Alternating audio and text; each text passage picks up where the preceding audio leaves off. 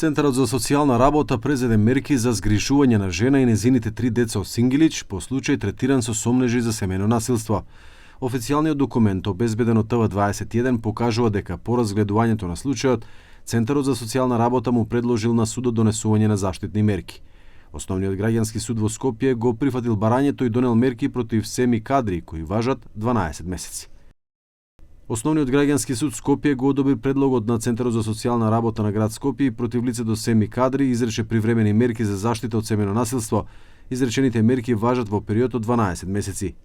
И покрај одлуката на институциите, Семи Кадри тврди дека никогаш не извршил никакво насилство врз сопругата. Вели дека веќе 50 дена нема никаков контакт со сопругата и 3 деца. Барат да ги дознае причините зошто не му е дозволено да се сретне со нив. Unë kur gjon s'di, as ku janë fëmijët, as ku a shoqja, unë me shoqën s'kam pas kur gjon. Këto e kanë shni shoqën shkas mos me thonë për mu. Ama unë du me dale vërtetan. Këto s'dojnë me më taku mu me shoqën. Se e din që shoqja ka mu pajtu, ka me heki zjavën. Unë s'kam përdor as një dhunë ndaj shoqës. Unë garantoj se s'ka asisene se unë t'kisha përdor, unë isha ka në shtinë botë.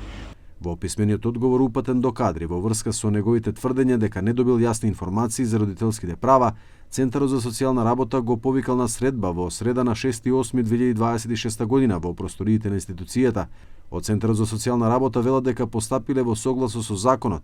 Тие не ја откриваат локацијата на жената со 3 деца, како што велат поради безбедносни причини. Случајот првично беше пријавен во полиција преку анонимен повик и Министерството за внатрешни работи не информираше и нас. Со оглед дека стануваше збор за жена со 3 мали деца, презедовме мерки за нејзина заштита во согласно со Законот за социјална заштита, се до почетокот на судскиот процес за развод.